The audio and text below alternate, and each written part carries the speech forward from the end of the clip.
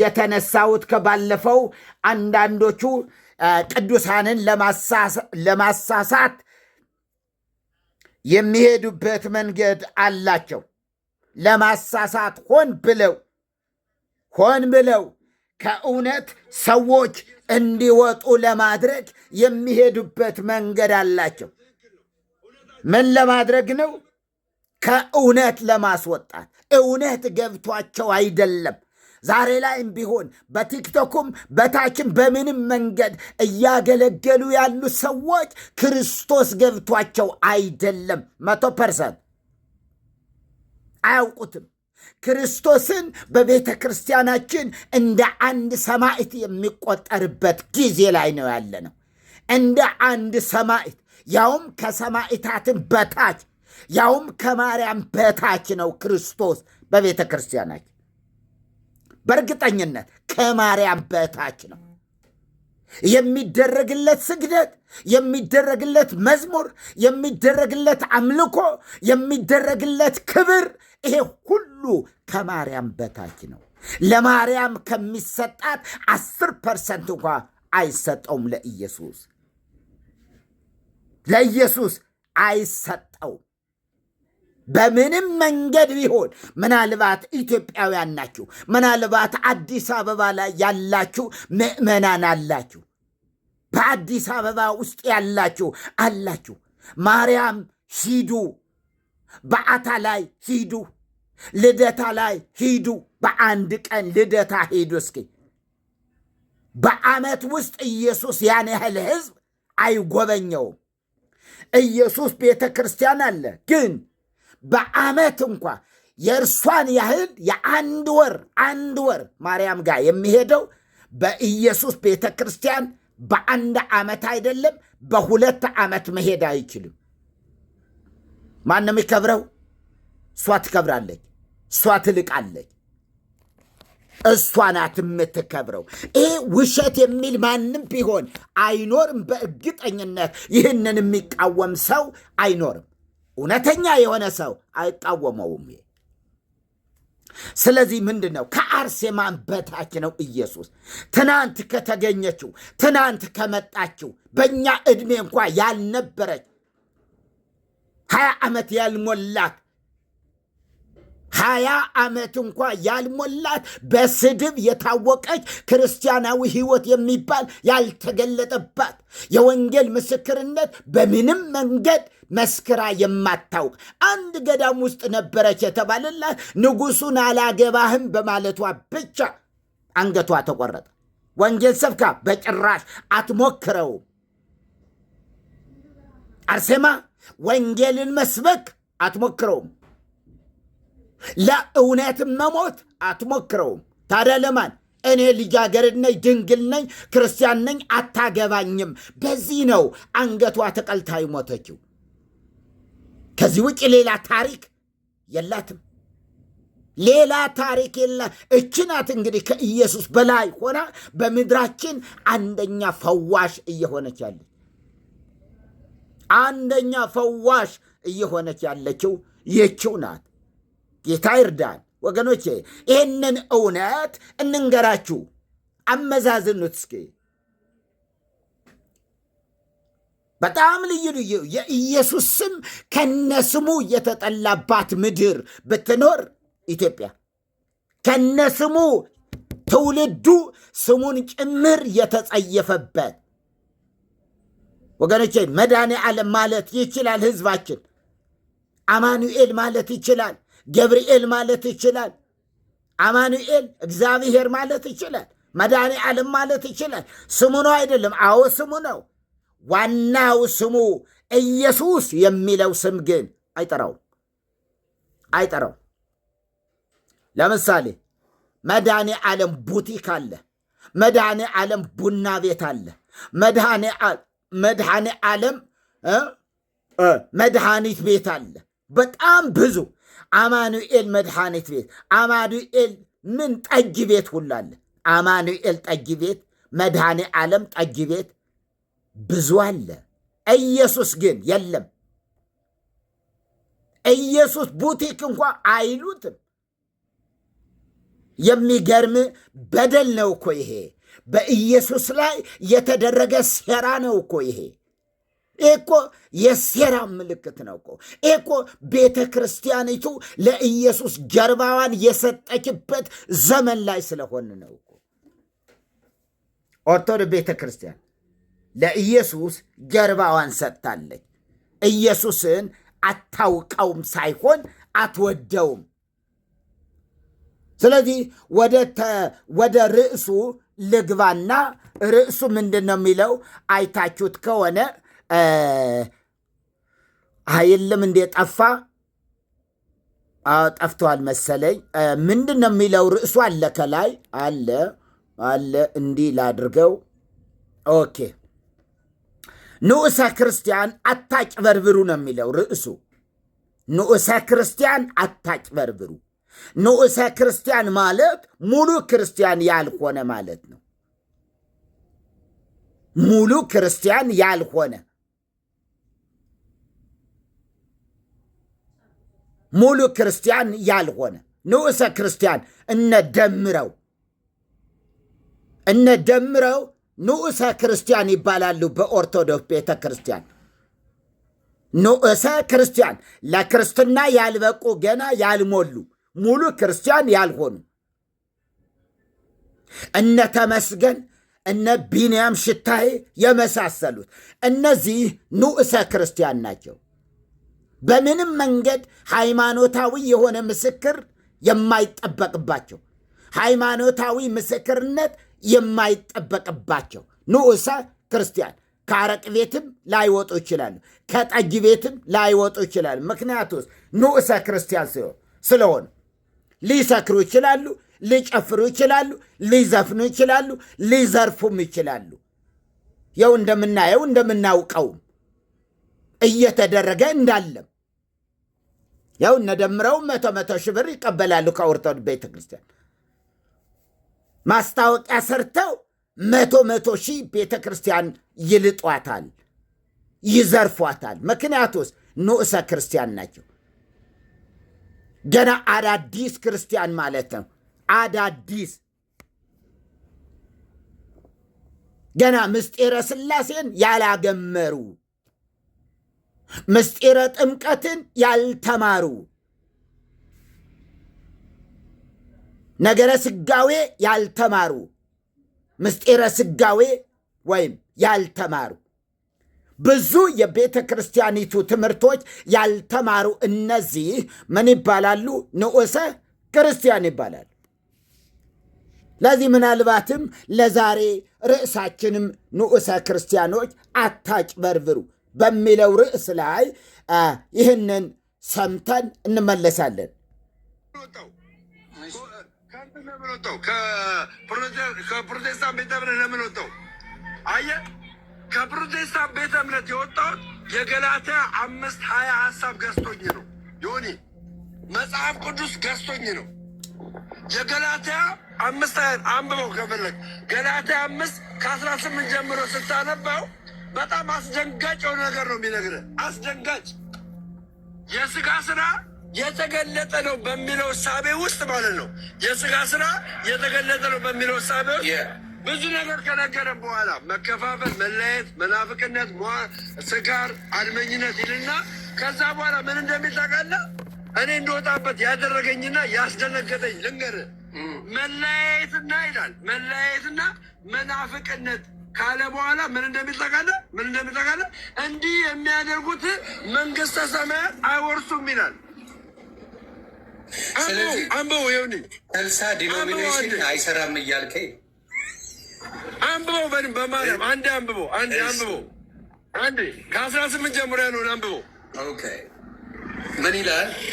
በመንፈስ ብትመክሩ ግን ከሕግ በታች አይደላችሁ።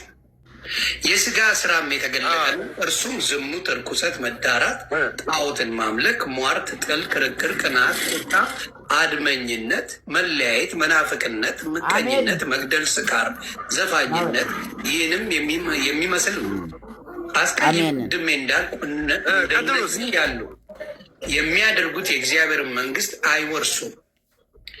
የመንፈስ ፍሬ ግን አያርለ በቃ አየህ እዛ ላይ ምን አለ መሰለህ? መለያየት አለ፣ መለያየት አለ፣ መናፍቅነት አለ።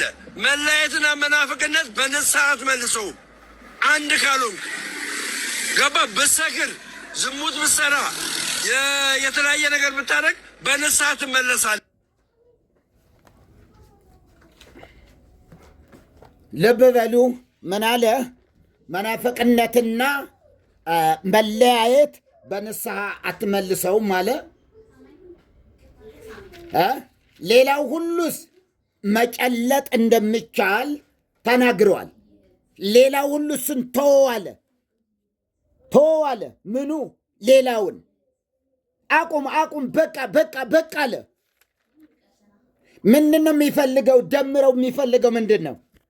ደምረው የሚፈልገው በደምረው ህይወት ውስጥ ኃጢአት የሆነው ከኦርቶዶክስ ቤተ ክርስቲያን በተማረው መሰረት ከኢትዮጵያ ኦርቶዶክስ ተዋሕዶ ቤተ ክርስቲያን አገልጋዮች ወይም ያገለገሉ ሰዎች ካሉ ከነርሱ የተማረው ነገር እንዲህ ነው። ምንድን ነው የተማረው?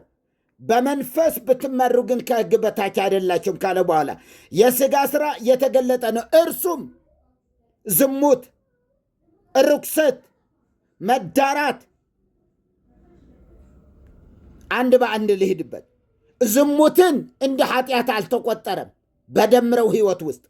ርኩሰትን እንደ ኃጢአት አልቆጠረውም። መዳራት እንደ ኃጢአት አልቆጠረውም። ጣዖትን ማምለክ እንደ ኃጢአት አልቆጠረውም። ሟርት፣ ጥል፣ ክርክር፣ ቅንዓት፣ ቁጣ፣ አድመኝነት እነዚህ እንደ ኃጢአት አልተቆጠሩም በደምረውና በአገልጋዮቹ እርሱን ባገለገሉ ሰዎች ዘንድ እንደ ኃጢአት ምን አላሉም? አልተቆጠሩም። እንደ ኃጢአት ተቆጠረው። ከነዚህ ውስጥ ምንድን ነው? መለያየት፣ መናፍቅነት የሚሉ ሁለት ቃላትን መዘዘና ሌሎች ሁሉ ግን ምንም ችግር የለውም አለ። በንስሐ ትመለስበታለህ አለ። ምቀኝነት በንስሐ ትመለሳለህ። ብትገድል ችግር የለውም፣ በንስሐ ትመለሳለህ። ስካር ችግር የለውም፣ በንስሐ ትመለሳለህ አለ። ዘፋኝነት ችግር የለውም፣ ንስሐም የለውም። ንስሐም አይገባበትም፣ ኃጢአት አይደለምና እንደ ኃጢአት ስለማይቆጠር። ምክንያቱ ጳጳሱም ምኑም ሁሉም ከሀ እስከ ፐ የሚዘፍንበት ስለሆነ ዘፋኞች ስለሆኑ ከሀ እስከ ፐ በጣም አንድ በአንድ ማሳየት ይቻላል። ነገር ግን እነዚህ ሁሉ አለ ምቀኝነት፣ መግደል፣ ስካር፣ ዘፋኝነት እነዚህን የሚያደርጉ እንደዚህ ያሉትን የሚያደርጉ የእግዚአብሔር መንግሥት አይወርሱም። ደምረው ምን አለ? ደምረው ምን አለ? መለያየትና መናፍቅነት እንደዚህ የሚያደርጉ የእግዚአብሔር መንግሥት አይወርሱም። ዘሎ ነው የሄደው፣ ዘሎ ነው የሄደው።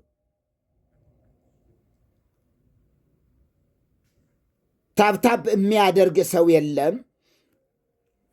እና ገዝቱም ክፍት ነው፣ መግባትም ይቻላል በነገራችን ላይ ማለት ነው። ግን አያችሁ ግን እንዴት መርጦ ኦርቶዶክሳዊነት እንደሆኑ እንዳደረጋቸው ልብ በሉ።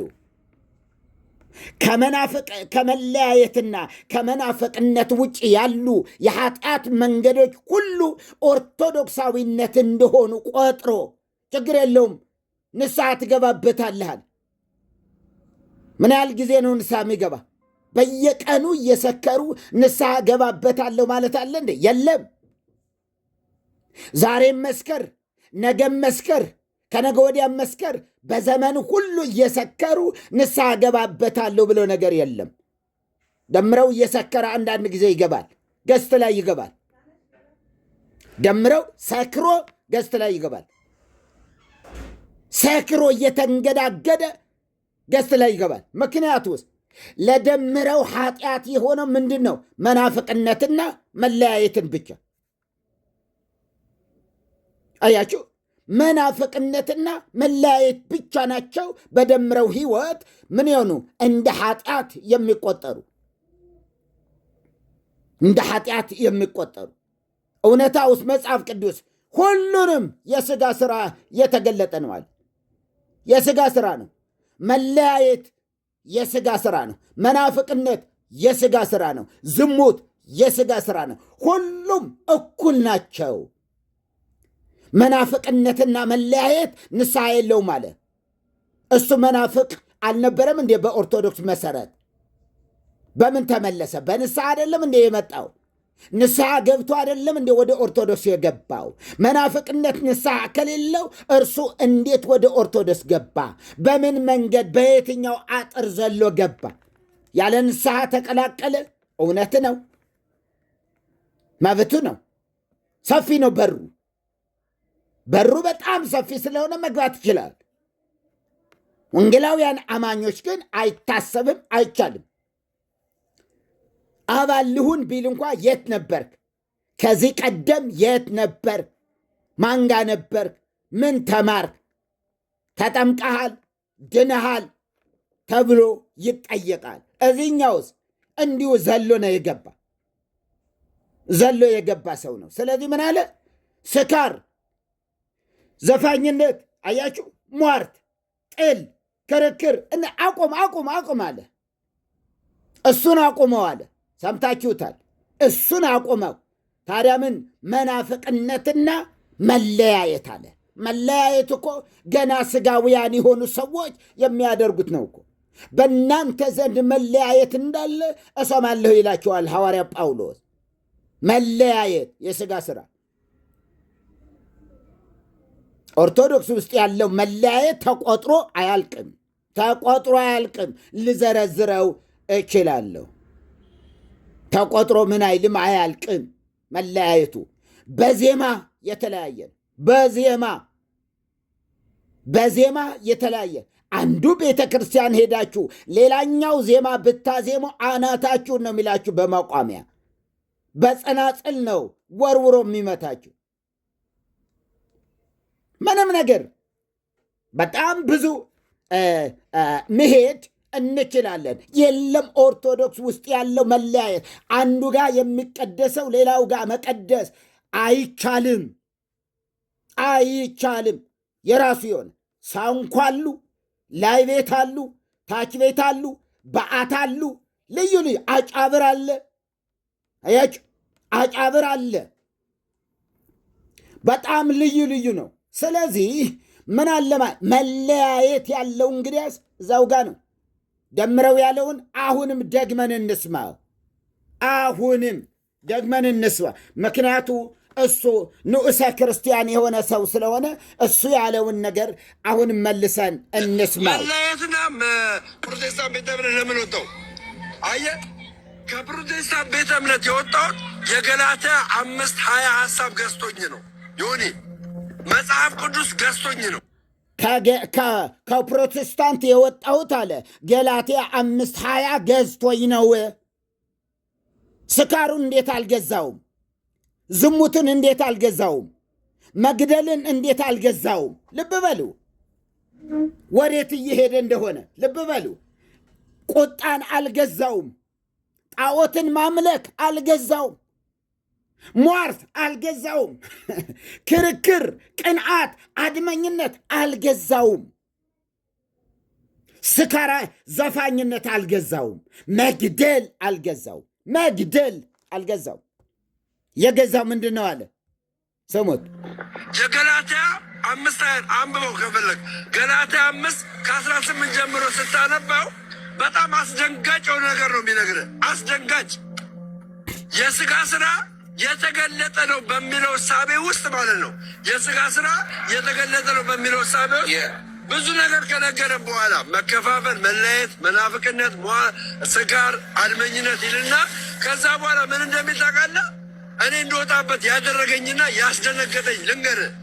ያው ያስደነገጠው ከፕሮቴስታንት ወደ ኦርቶዶክስ ለመግባት ያስደነገጠው ይሄ ነው። ምን መለያየትና ይላል መለያየትና መናፍቅነት ካለ በኋላ ምን እንደሚል ታውቃለህ?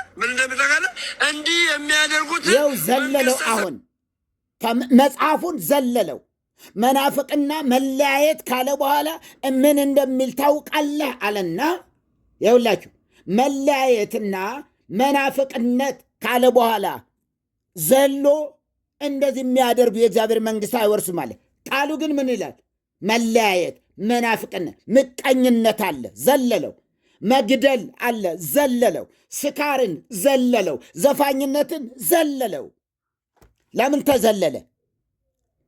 ለምን ተዘለለ? ይሄ ለምን እንዲያልፍ ተደረገ? ቀጥል። አይወርሱም ይላል። አንብበው ይሁን ተልሳ ዲኖሚኔሽን አይሰራም እያልከኝ አንብበው።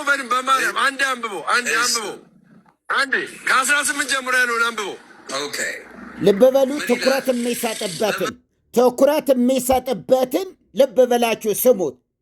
ለደምረው ትኩረት የሳቡት ደምረውን ከፕሮቴስታንት ወደ ኦርቶዶክስ እንዲመጣ ያደረጉት የኃጢአት አይነቶች ምን ምን እንደሆኑ ሌሎቹ እንደተቀበላቸው ግን ማሰብ አለባቸው። የተቃወማቸው 2 ናቸው። ከ16ቱ 2 ናቸው። መለያየትና መናፍቅነት። እነዚህም ምንድናቸው አለ ጳውሎስ? የሥጋ ሥራ ትምህርት ናቸው አይደለም ያለው፣ የሥጋ ሥራ። መናፍቅ ማለት ምን ማለት ነው? ሕጹጸ ሃይማኖት ማለት ነው። ተጠራጣሪ ማለት ነው። በአንድ ነገር የማይቆም ማለት ነው። እዚያም የሚል ነው። መናፍቅ ማለት እዚህም እዚያም የሚል በአንድ ነገር ምን የማይል የማይረጋ፣ ይሄ በቂ ነው የማይል። በሌላ አባባል የተጠመቀ ግን ያላመነ ወይም ደግሞ ሳያምን የተጠመቀ መናፍቅ ነው። እምነቱን አልቀበልም ብሎ ጥምቀቱን ሲቀበል መናፍቅ ይባላል። እምነቱን ክዶ ጥምቀቱን ከተቀበለ ሳያምን ከተጠመቀ ይሄ መናፍቅ ነው። እምነት የውክልና የለም። በውክልና እምነት የሚባል ነገር የለም። ጌታ ይባርካችሁ ምሰሙኝ ወገኖቼ።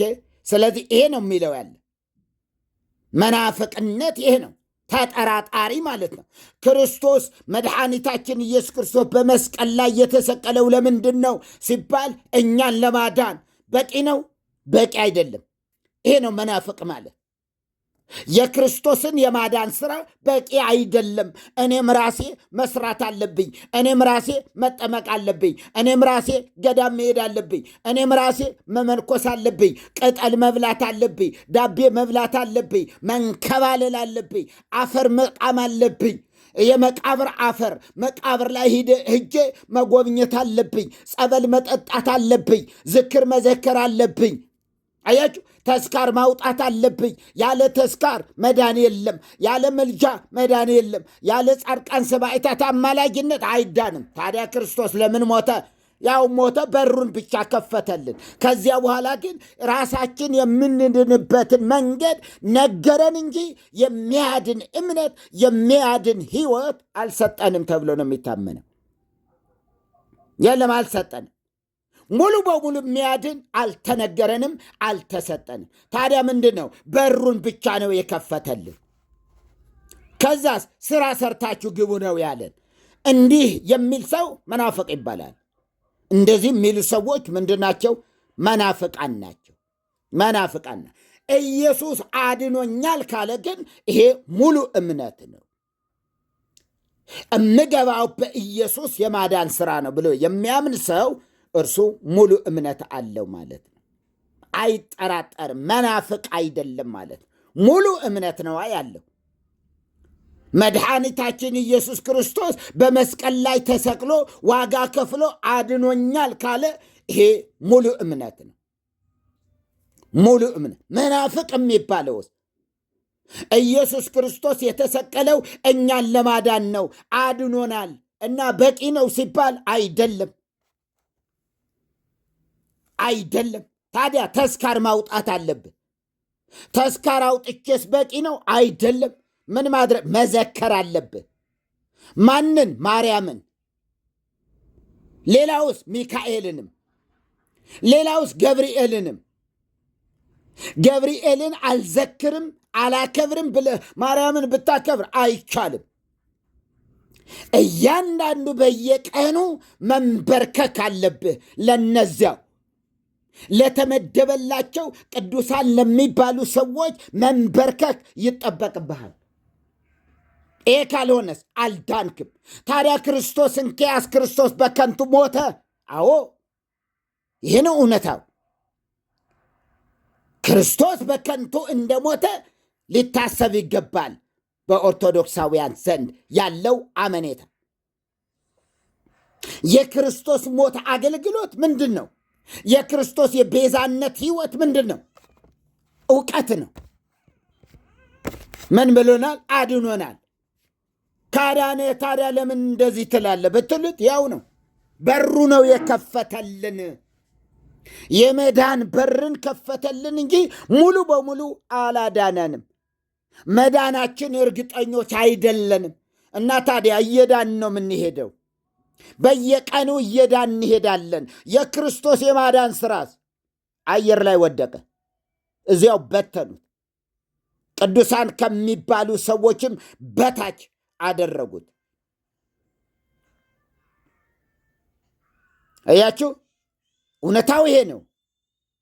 እውነታው ይሄ ነው። ደምረው እያለ ያለ ከገላትያ መልእክታት በሙሉ ምን አለ? መናፍቅነትና መለያየት የሚለው ነገር ገዝቶኝ ወደ ኦርቶዶክስ መጣው። ስካሩስ ችግር የለውም፣ መግደሉስ ችግር የለውም። አያችሁ፣ ዘፋኝነት ችግር የለውም። እርሱ ያለውን እምላችሁ ችግር የለውም። በቃ ቅንዓት፣ ምንም ጣዖትን ማምለክ ከምንም ያልቆጠረ ሰው ጣዖት ማምለክን ከምንም ያልቆጠረ ሰው መናፍቅነትን እንዴት ከበደው? መግደልን ያልከበደው ሰው መለያየትን እንዴት ከበደው? ስካርን እንዴት አልከበደው? እንዴት አልከበደውም? ወገኖቼ ሟርት፣ አስማት፣ ድግምት ነው እኮ ይሄ። ይህንን አልከበደውም። ለደምረው አልከበደውም። የገዛኝ ወደ ኦርቶዶክስ የመጣሁበት ምክንያት ብሎ መናፍቅነትና መለያየት የሚል ነገር ስላየሁ ነው አለ። እውነት ይህን አይቶ ነው የመጣ? ሌላው ኦርቶዶክሳዊ ነው ማለቱ አይደለም እንዴ? ኦርቶዶክሳውያን ልብ በሉ። ኦርቶዶክሳውያን ልብ በሉ። ደምረው ምን እያለ ነው? ኃጢአት የሚባለው አለ ኦርቶዶክሳዊ ሆኖ ነው ይሄን እያለ ያለ። ኃጢአት የሚባለው መናፍቅነትና መለያየት ነው። መግደልስ ከምንም አልቆጠረው። መግደል በእርሱ ዘንድ ምንም አይደለም። አያችሁ፣ መግደል እንደ ኃጢአት ካልቆጠረው ይሄ ሰው መግደልን እንደ ነውር ሳይቆጥር እንዴት መለያየትን እንደ ትልቅ ተራራ ወሰደው? መለያየት የሥጋ ሥራ አይደለም እንዴ? ማን ነው ትምህርት ነው ያለው? የሥጋ ሥራ ነው የሚለው። ሁሉም የሥጋውያን ሥራ ነው። በእናንተ ዘንድ መለያየት እንዳለ ይላል ጳውሎስ። ምክንያቱስ አንዱ የአጵሎስ ነኝ ይላል፣ ሌላው የጳውሎስ ነኝ ይላል፣ ሌላው የኬፋ ነኝ ይላል። ይሄ ሥጋውያን መሆናችሁ አይደለምን ነው የሚላቸው።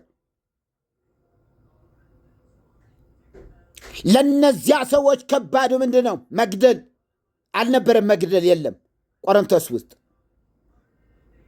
መለያየትን ነው የጠቀሰው። ስለዚህ ደምረው ምን እያለ ነው? ኦርቶዶክስ ቤተ ክርስቲያንን በሚገባ እያሰደባት ነው። ምን አለ? መናፍቅነትና መለያየት የሚለው እንጂ ሌላው ሁሉ አለ በንስሐ ትመለስበታለህ አለ። እንዴ ሌላው ሁሉ ንስሐ አለው። መናፍቅነት ንስሐ የለውም። መለያየት ንስሐ የለውም። የኢትዮጵያ ኦርቶዶክስ ተዋሕዶ ቤተ ክርስቲያን ከሁለት ተሰንጥቃ ለ27 ዓመታት ሙሉ ከሁለት ተከፍላ አልነበረም እንዴ? የውጭ ሲኖዶስና የአገር ውስጥ ሲኖዶስ የሚል በሁለት ተከፍለው አንዱ ጋር የአንዱን ጳጳስ ስም አይጠቀስም። ክልክል ነው፣ ክልክል ነው። የአንዱ ጳጳስ አንዱ ቦታ ላይ አሜሪካ ብትሄዱ ኢትዮጵያ ውስጥ ያሉ ጳጳሳት ስማቸው አይጠቀስም።